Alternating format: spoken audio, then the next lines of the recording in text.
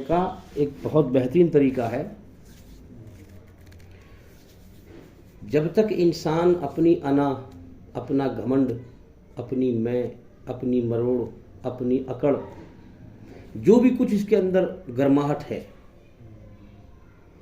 इस सब को अल्लाह के कदमों में डाल दे।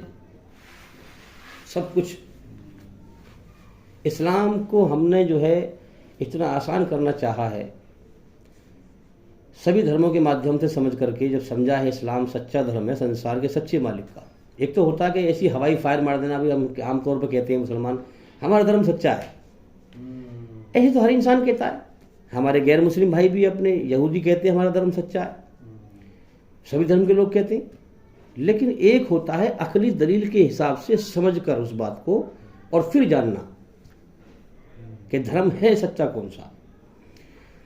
अब हमने ये सभी धर्मों के माध्यम से इस्लाम को समझा और समझने के बाद फिर हम बताते हैं कि इस्लाम सच्चा धर्म है। अब बताने के बाद अब आओ हमारे सामने, हमने बहुत बड़ा चैलेंज किया है। ए दुनिया के इंसानों, हम बहुत बड़ी बात कह रहे हैं कि संसार के सच्चे मालिक का सच्चा धर्म इस्लाम है, इसके अलावा सब बातिल है, सब शैतान का धोखा है। इतनी बड़ी बात मैं कह रहा हूं, आओ इस बात का चैलेंज करो आकर के, पूछो कैसे धर्म सच्चा इस्लाम है। तो इसकी हमने बहुत बड़ी बड़ी दलील दी है कि हमारे अंदर ईश्वरीय रचना है और इस रचना का तकाजा ये है कि हर इंसान को अमन शांति की जरूरत है। माल से, दौलत से, ज़मीन से, जायदाद से, बीवी से, बच्चों से, तमाम दुनिया की दौलतों से इंसान को शांति नहीं मिल सकती। करोड़ों की जो है कोठी में लेटा हुआ है और कहता है अपने बच्चों से चले जाओ, किवाड़ मत खोलना मेरी, अब मेरी सुकून नहीं है, मैं परेशान हूँ। सब कुछ है उसके पास, हर चीज़ है, फिर भी कहता है कि तुम मुझे किवाड़ लगा दो, मुझे डिस्टर्ब मत करो, मैं बेचैन हूँ, मुझे सुकून नहीं है।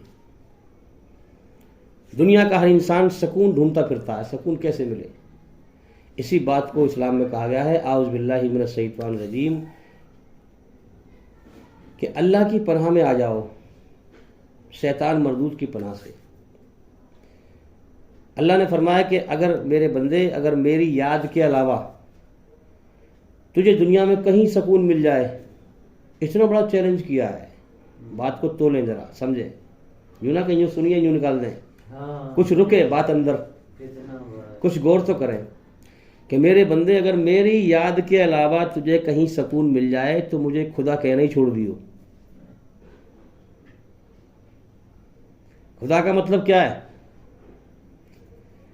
वो जात जो अपने सहारे से कायम है, किसी और के सहारे से कायम नहीं है। तो अब सुकून क्या चीज है? अब सुकून अल्लाह की याद में। अल्लाह ने क्यों कही ये बात? हर बात में वजन है, क्योंकि मैं तेरा क्रिएटर हूं, बनाने वाला हूं। तेरी रचना में मैंने नत्थी कर दिया है कि तुझे मेरी याद में ही सुकून मिल सकता है, कहीं नहीं मिलेगा, कहीं भी भाग। तो अब अल्लाह की रचना क्या है? जब अच्छा काम करते हैं सुकून पैदा कर देता है अंदर से, जब बुरा काम करते हैं बेचैनी पैदा कर देता है। इस रचना के आधार पर पूरी तरह से बुराई से बच और पूरी तरह अच्छाई पर चल, तब तू सुकून पाएगा। ये हमारा मन कहता है कि एक जर्रा बराबर बुराई क्यों ना हो, मुझे वो अंदर से बेचैन करती है, मेरे लिए जहर है, मेरे लिए जहर है। और अच्छाई का एक जर्रा क्यों ना हो, वो मुझे सुकून देती है, वो मेरे लिए बहुत सुकूनदायक चीज है। तो इस रचना के आधार पर आओ, सारी दुनिया की ग्रंथ लेके आओ, मैं चैलेंज करता हूं। और मेरे चैनल चल रहे हैं और मैं खुल्लम खुल्ला इस बात कहता हूं, आओ, अगर तुम में अकल है, थोड़ी समझ है, तो आओ बैठो और हम फैसला करते हैं अकली दलील से कि कौन सा धर्म सच्चा है। एक तो होता हवाई फायर मारना, एक होता है कि आदमी के अंदर ज्ञान हो, इल्म के द्वारा दलील देकर उसे बात को पेश करे। तो इस रचना के आधार पर कि मुझे पूरी तरह बुराई से बचाने का तरीका और पूरी तरह अच्छाई पर चलाने का तरीका, सिर्फ और सिर्फ पूरी दुनिया के ग्रंथों में कुरान ही इंसान को सिखाता है और मोहम्मद सल्लल्लाहु अलैहि वसल्लम की जीवनी हमें सिखाती है कि हम किस तरह से अमन शांति हासिल करें। तो इंसानियत को शैतान ने भटका रखा है, लोग कंफ्यूज हैं, समझ नहीं पा रहे कि यार सच्चा धर्म क्या है।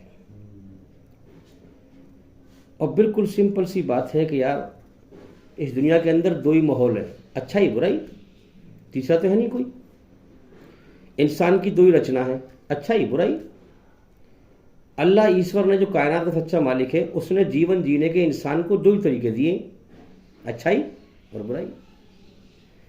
अब खुद अकल, थोड़ी सी अकल हो इंसान के अंदर, गौर करे कि भाई ईश्वर अल्लाह राजी होगा जब हम पूरी तरह से बुराई से बचते हुए और अच्छाई पर चलते हुए उसके हुक्मों के द्वारा हम उसे राजी करें।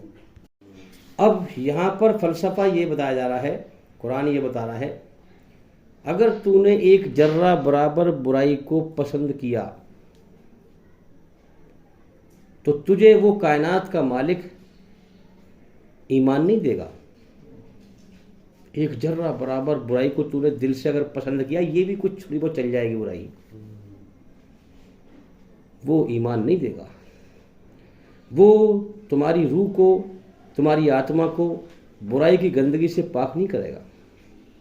उसने कुरान मजीद में बुराई को एक गंदगी का नाम दिया है, गंदगी का, और सच्चाई को पवित्रता का नाम दिया है।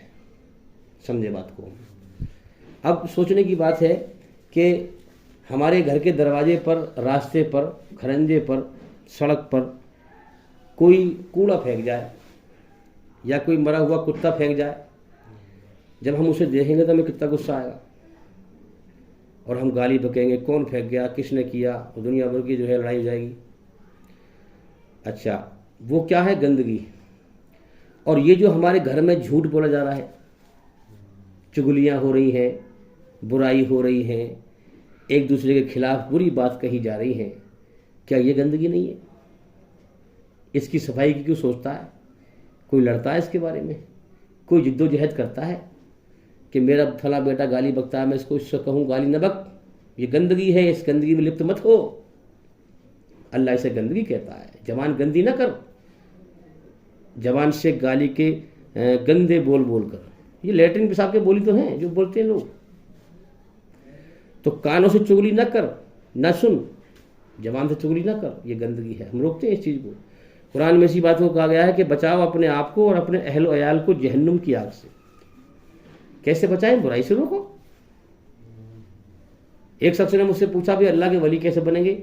मैंने कहा झूठ बोलना छोड़ दो, सच बोलना शुरू कर दो, अच्छाई पर चलना शुरू कर दो। एक जर्रा बराबर भी बुराई हो उसको नापसंद करो, उसको हटाओ, उसको गंदगी समझो, गंदगी है, उससे करीबी मत जाओ। अगर तुम इस गंदगी में लिप्त हो तो तुम इसको रिपेयरिंग करो अपनी। फिर इस्लाम से पहले इस्लाह आता है। इस्लाह का मतलब मरम्मत करना, सुधारना, रिपेयरिंग करना। दुनिया में हर चीज़ की रिपेयरिंग होती है, कार, मोटरसाइकिल, हर चीज़ की होती है, मकान की होती है। इंसान की रिपेयरिंग करता है कोई? बुराई की कुरान मजीद करता है। लेकिन कब? जब इंसान अपने आप को अल्लाह के सामने सरेंडर कर देता है। अभी मैंने शुरू में एक बात कही थी कि अल्लाह किसको मिलता है? कि जो इंसान अल्लाह के सामने ऐसा बन जाए जैसे किसी नहलाने वाले के सामने मुर्दा होता है। समझे बात? किसी नहलाने वाले के सामने मुर्दा होता है ना, वो नहलाने वाला मुर्दे को जैसे शरीर को चाहेगा वैसे ही उसका शरीर गिर जाएगा। इधर को हाथ घुमाएगा तो ऐसे गिर जाएगा, इधर गर्दन घुमाएगा तो ऐसे घूम जाएगी, वो बिल्कुल निर्वस हो गया है कि नहीं? इसी प्रकार से अल्लाह के सामने अपने आप को ऐसे समर्पित कर दो, ऐसे सरेंडर कर दो, अल्लाह जैसे चलाए वैसे ही चलो, जो अल्लाह चाहे वो करो बस। और इस हकीर दुनिया, ये बेकार दुनिया, बदबूदार दुनिया, ये जितने घर बने हुए हैं ना, ये इनमें सब में लैट्रिन के टैंक भरे हुए हैं, गंदगी भरी हुई है इन घरों के अंदर, बड़ी से बड़ी कोठी क्यों ना हो, और हमारे पेट में गंदगी भरी है। गंदी दुनिया, हुजूर ने फरमाया इस दुनिया की मिसाल एक मुर्दार जानवर की तरह है जिसमें बदबू आती है सड़ी हुई। इंसान को एक धोखे का नशा है जो इस दुनिया की हकीकत समझ में नहीं आ रही। इंसान अपनी हकीकत को भूल चुका है, अपनी औकात को भूल जाता है। सूरह दहर में अल्लाह ने याद दिलाया है, मगर कौन कुरान समझ के पढ़ रहा है? कौन समझे कि इंसान की औकात गंदे पानी कतरे से पैदा हुआ। वो पानी एक कतरा जिसका नाम लेने में भी माँ बाप शर्माते हैं, ले नहीं पाते। और इंसान की शुरुआत गंदे पानी कतरे से हुई। माँ के पेट में जब शरीर का आकार उस गंदगी से बना तो माँ के पेट में खून खा खा के जीता रहा। दुनिया में आया तो अब लेटरिन पेशाब पेट में भरी हुई है। और इंसान की जो है सबसे बढ़िया खाना बताया था मैंने, शहद है, वो भी कीड़े की गंदगी है। और सबसे बढ़िया कपड़े रेशम है, वो भी कीड़े की गंदगी फुजला है। मरेगा तो कब्र जो है कीड़ों का घर बन जाएगी। ये वो हकीकत है जिसको हम कहानी समझ रहे हैं। तो अल्लाह के सामने ऐसे निर्वस कर दें कि या अल्लाह, मैं तुझे अपना मालिक कबूल करता हूँ दिल से। सारा मामला दिल से है, दिखावे से नहीं है। जिसके अंदर तकवा नहीं है, तकवा मतलब एक अल्लाह का खौफ, जिसके अंदर तकवा नहीं है वो चाहे दुनिया में आलिम की डिग्री हासिल कर ले, मुफ्ती की डिग्री हासिल कर ले, कारी की डिग्री हासिल कर ले, उसे कोई फ़ायदा नहीं होने वाला। वो चाहे सारा कुरान रट्टा लगा ले, उसका तकवा जरूरी है। तकवा अल्लाह का खौफ, अल्लाह का खौफ है जो इंसान को जो है अंदर से अकेले में भी बुराई से रोकेगा, पब्लिक में भी बुराई से रोकेगा। वरना तो हम देख रहे हैं आज के ज़माने में लोग हज करके आ रहे हैं, गरीबों का माल दबा रहे हैं। लोग हमसे चर्चा कर रहे हैं इस बात की कि भाई ये कैसे हाजी लोग हैं, ये कैसे नमाजी लोग हैं, ये तो जो है नमाज पढ़ें और गाली बकें, नमाज पढ़ें चुगली करें, और नमाजी पढ़ते हैं और जो है फला गरीब के मजदूर के पैसे मान लिए। ये कैसे लोग हैं, कैसे मुसलमान हैं ये? तो फिर एक ही जवाब है भैया, कुरान कहता है कि नमाज रोकती है बुराइयों से और बेहयाइयों से। तो एक ही जवाब है कि ये लोग वो नमाज नहीं पढ़ते जो कुरान कह रहा है, ये इनकी रस्म है। अगर वो नमाज होती तो क्यों बुराइयाँ होती? तो ये रस्म है, अपनी मनमानी की रस्म है। तो जो एक आदत पड़ गई नमाज पढ़ने की बस खाली, वरना कोई ध्यान अल्लाह की तरफ नहीं। अगर ध्यान लग जाए तो ज़िंदगी की हकीकत समझ में आ जाए कि ये ऐसी ज़िंदगी है जिसके ख़त्म होने का अगले पल का भरोसा नहीं है। ये ऐसी दुनिया है जो धोखे का घर है। यहाँ जो है मरने वाले को लोग भूल जाया करते हैं।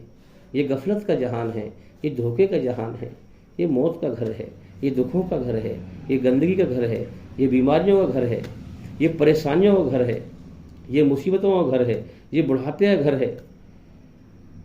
इंसान को जो है होश भी नहीं मिलता और उसकी जवानी जो है ख़त्म हो जाती है।